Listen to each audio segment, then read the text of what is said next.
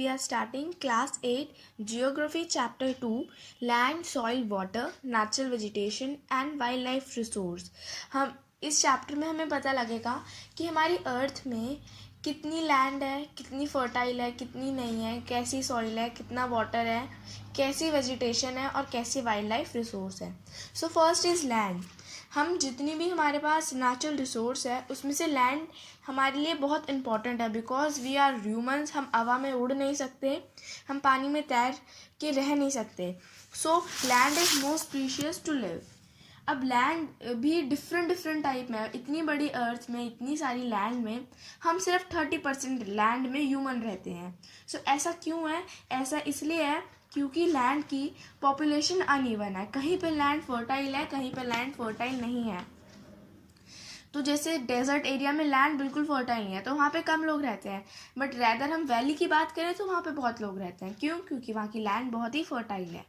Then land use. हम land का जिस तरह से यूज़ करेंगे, कि चाहे हम लैंड का माइनिंग के लिए यूज़ करें, रोड बनाएं, हाउस बनाएं, इंडस्ट्री सेटअप कर दें, तो वो लैंड का क्या है? यूज़ है। अब हम लैंड के यूज़ के लिए भी कुछ फैक्टर डिटरमाइन करते हैं। जो फैक्टर्स क्या होते हैं? क्लाइमेट, कि उस लैंड वाली एरिया का क्लाइमेट कैसा है, वहाँ पे कुछ मिनरल्स हमें अवेलेबल हैं कि नहीं है, वहाँ के आसपास वाटर है कि नहीं है, वहाँ की सॉइल कैसी है। So these are the factors. Then हम ओनरशिप के हिसाब से लैंड को दो तरह के हिस्सों में डिवाइड कर सकते हैं, that is private land and community land. जो लैंड मेरी अपनी होगी, जैसे मेरी अपनी लैंड है, यहाँ पे कोई और आके अपना हक नहीं जमा सकता, so this is private land. और जो लैंड जो गवर्नमेंट की है, जहाँ पे हर कोई जा सकता है, दैट इज़ कम्युनिटी लैंड। ठीक है, कॉमन प्रॉपर्टी। जैसे पार्क हो गया, जहाँ पे फ्रूट्स इकट्ठा करके रख रहे हैं, या कोई हर्बल मेडिसिन की गवर्नमेंट की प्लेस है, तो वो गवर्नमेंट का हिस्सा है, वहाँ पे कोई अपना हिस्सा नहीं ले सकता।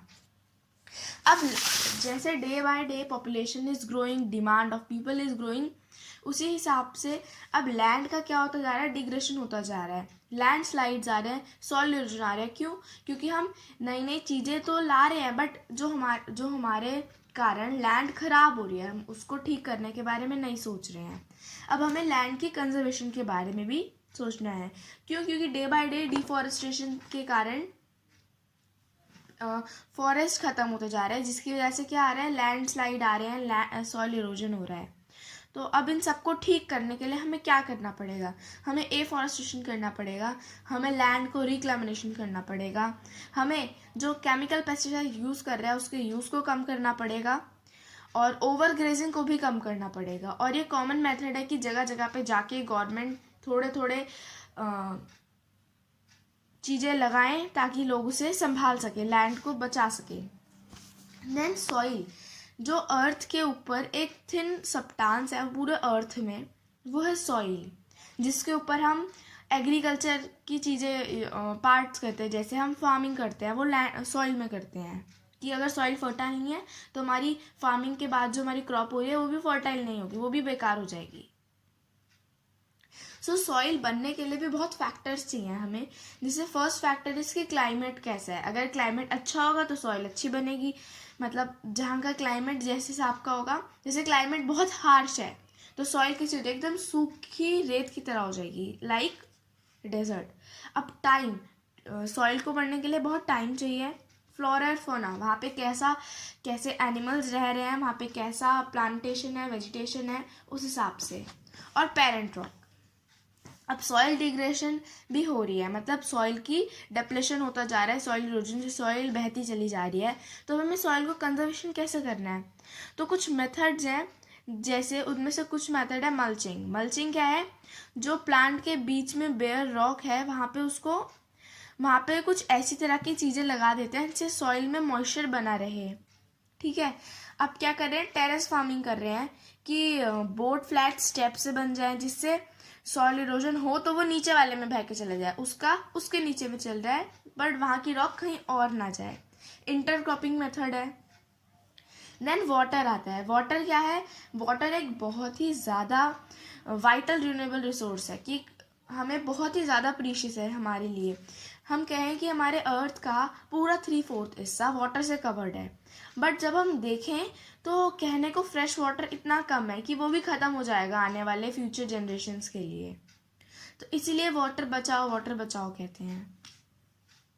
पर डे के हिसाब से ह्यूमन का वाटर कंजप्शन बहुत ज़्यादा है, बट वाटर को सेव करना, कंजर्वेशन बहुत कम है। कंजप्शन ज़्यादा है, कंजर्वेशन कम है।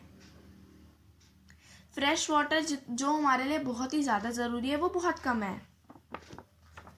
अब वाटर कंजर्वेशन के तरीके क्या हैं कि हम जो डिस्चार्ज हो रहा है वाटर उसको प्रॉपरली देखें कि कंटामिनेटेड चीज़ें तो नहीं जा रही हैं उसमें, कम से कम वाटर का यूज़ करें, कैनल्स लगाएं, ड्राई एरिया में हम ड्रिप इरिगेशन सिस्टम करें, ठीक है। अब नेचुरल वेजिटेशन वाइल्ड लाइफ की बात करें तो हमारी नेचुरल वेजिटेशन सिर्फ कहाँ है, जहाँ पे एक नैरो जोन है, जहाँ पे लिथोस्फेयर, हाइड्रोस्फेयर, एटमॉस्फेयर तीनों मिल रहे हैं, वहाँ पे हमारा बायोस्फेयर है। और उस बायोस्फेयर में इकोसिस्टम है जहाँ पे ये सारे लिविंग ऑर्गेनिजम्स सरवाइव करते हैं। अब बहुत सारे डिफरेंट टाइप के एनिमल्स हैं अर्थ में जो अब एक्सटेंट होते चले जा रहे हैं due to our careless activities. अब पूरे अर्थ में भी नेचुरल वेजिटेशन का डिस्ट्रीब्यूशन भी इवन नहीं है, हर जगह पे अनइवन है। जो एनिमल जहाँ पे हैबिटेट अपना संभाल सके वो वहीं रहेगा। जैसे फॉरेस्ट में अलग रहेंगे, लैंड में अलग रहेंगे, स्क्रब वाले एरिया में अलग रहेंगे, ठीक है। अब फॉरेस्ट भी दो टाइप के हैं, एवरग्रीन फॉरेस्ट, डेसिडुअस फॉरेस्ट, कि वहाँ पे प्लांट कैसे हो रहे हैं, ठीक है।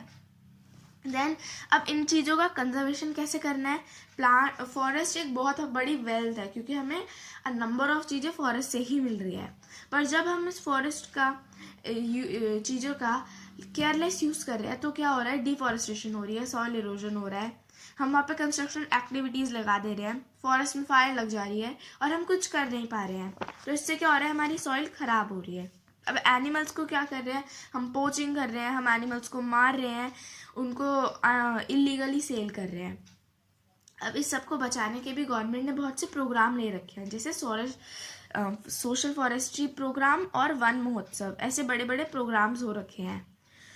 और बहुत कंट्री में अब ये सब करना इलीगल कह दिया गया है, बट तब भी ये सब होता है। सो हमें अपने फॉरेस्ट को, बायोस्फीयर को बचा के रखना चाहिए ताकि it will be safe for future generation. Okay, ये चैप्टर यहाँ ख़त्म होता है। Thank you. अगर वीडियो पसंद आई तो like, share, subscribe my channel and comment.